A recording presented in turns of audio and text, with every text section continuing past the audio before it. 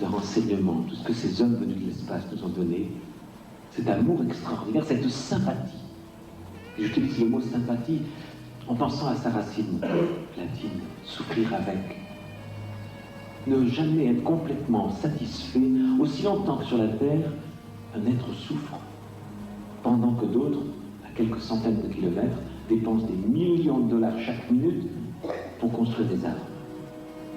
Le monde dont on rêve est fou, est profane.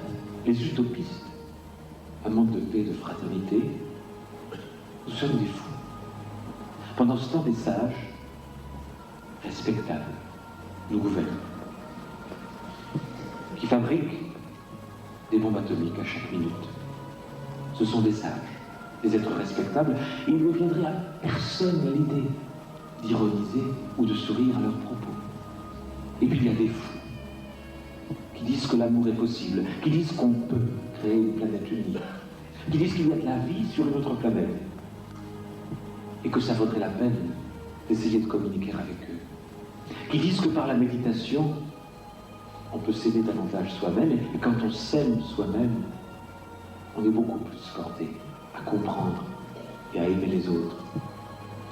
Mais il y a des sages qui décrètent que chaque homme arrivant à 18 ans doit apprendre à tuer dans ce service militaire qui dépersonnalise comme la plus dangereuse secte que l'humanité ait connue, qui apprend à obéir aux ordres sans jamais se sentir responsable de ce qu'on a accompli.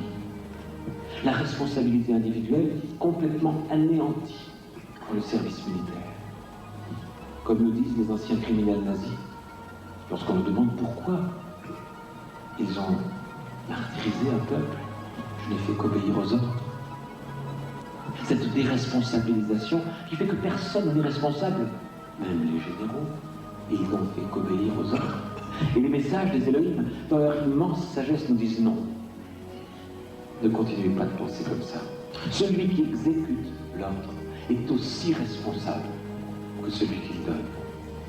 Lorsqu'on vous ordonne de tirer sur quelqu'un pour votre religion, on a entendu il n'y a pas longtemps, pour votre pays, pour votre famille, pour quoi que ce soit, ne le faites pas. N'accomplissez rien qui soit contre votre conscience, et surtout pas par le plus dangereux, la plus dangereuse des choses que l'homme connaît, le dévouement à une cause.